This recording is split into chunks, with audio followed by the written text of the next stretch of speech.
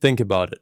What is one key takeaway you had in the last 30 days from your email A/B tests? You probably can't tell me. And when this is the case, you'll end up making the same mistakes over and over again without actually learning what's wrong. Let me tell you, the brands getting the best results aren't running more tests, they're just better at documenting them. So today I'll show you how we document all A/B tests, and at the end I'll give you all the templates you need to get started. Alright, without further ado, we're right in Google Sheets right here. This is where we track all our A/B tests. And what you can see in the top right here is you see campaign A/B tests. Basically, we have 3 separate templates for that. So for the campaigns, for the flows, and for the pop-up. So I'll go over all 3 today, and you will also find all 3 in the free resources down below. Really stick to the end because from my experience, the pop-up A/B testing sheet is the most important one because these are just the most important, highest leverage A/B tests you can make. Now to first start off with the campaign A/B testing sheet to quickly go over that. Let's just, as an example, take a campaign that highlights the summer collection, for example, and also the summer mood. So it's a real seasonal summer campaign. Let's say the date sent is, what do we have today?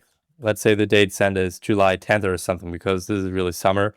And then we paste in 2026 and it will say date sent, and then time sent. Let's say it's 10 a.m. and then email name. Let's say it's a design campaign. So we type in D and yeah, let's just say summer highlight. Not a great name, but this is just an internal name, so it doesn't really matter. For the test type, we'll need to think about what is the test that we actually want to run in this campaign. So I decided that we run a content test today. So we have the option between send time, so different send times. This could be send days, but also send time. Then content, so everything within the actual email. Then subject, so either subject line or preview text. And then of course the offer, when there is an offer. So I decided to test the content here. And then we want to say a variable includes recommended products for summer. And then for B variable doesn't include recommended products for summer. So we, the formatting is a bit weird right now, but we won't need to worry about that. So basically we want to see if it is better to include the summer collection or to exclude it. For me, from my experience, it's a really obvious test, but of course we still want to do that because some people just don't like product heavy campaigns, some audiences. So then we type in here, we believe that including recommended products for summer, then in here we paste our audience for, let's say, our 120-day engaged segment will increase click rates, for example, or conversion rates. It really depends. In this case, we want to look at click rates specifically because when people see the products in the email, they're more likely to buy. And then we run the A/B test either at the end of the month or immediately after sending the campaign. You will need to find your perfect time here. You will basically specify the winner. Sometimes the results just won't be statistically significant, then you can just say it in here.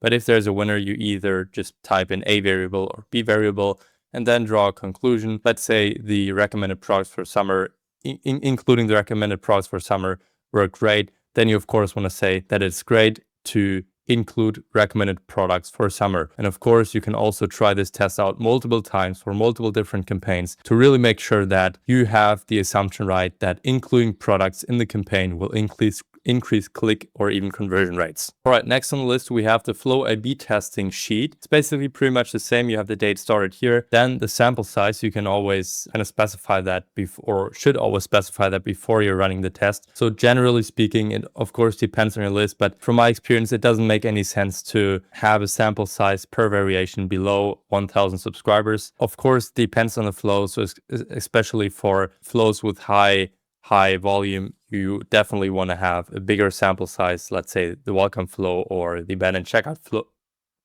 flow. Then you want to type in the email name. I would always type in the flow first. So let's say welcome flow and then the actual email, maybe email 1, email 2, email 3, whatever. And then you have the test variable here. So it's either the delay, so when the emails will be sent. Then you have content, for example, call to actions or something. You have subject line, so subject line or preview text. And then, of course, you have offer again. So $15 off versus 15% off, or whatever the equal to that is for your brand. You can really test out many different things here. And then let's say we want to test in a certain email of the welcome flow if we should include a section with social proof, so for example testimonials, or if you should just leave it as is, because maybe this way the email is easier to understand or whatever. You could have a lot of different assumptions here. So basically a variable, you type in includes testimonial section, and then B variable, no testimonial section. Simple as that. Then hypothesis, pretty much the same. We believe that including a testimonial section for recipients of whatever email will increase click rates most of the time, but also conversion rates, of course. Click rates, just take that as an example, because, and then you say social proof makes it easier for people to make a decision. Last one, we have the pop-up A/B test. Again, pretty quick. Date started, you just should write in the date that you started. Then the current offer, maybe it's $15 off, 15% off, whatever that offer might be at the moment. Data capture, basically the pop-up, what the pop-up currently captures.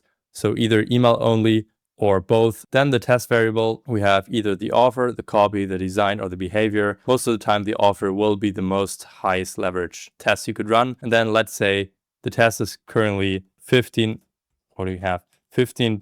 off for the A variable, and then a mystery discount. So people will only see the discount they actually received when they open the welcome email. And then we say, we believe that a mystery discount will yield higher subscribe rates because people are curious about the actual discount. It doesn't sound good or anything, but you get what I mean here. Of course, you want to put a bit more thought into this, but just for the purpose of this quick video today, you get what I mean. Then, of course, again, you want to choose the winner after you have a certain amount of traffic through this pop-up. Again, it totally depends on your brand and on your website traffic, but I would recommend at least 1,000 visitors that have seen the pop-up for each variation. So if you run a simple A/B test and not an ABC test or something, having 2,000 visitors on all those variations together is actually enough. So then, of course, you can draw the conclusion here, select the winner here, and then you know what to do for the future. All right, that's it for today's quick video, and you can download all these templates in my free resources down below.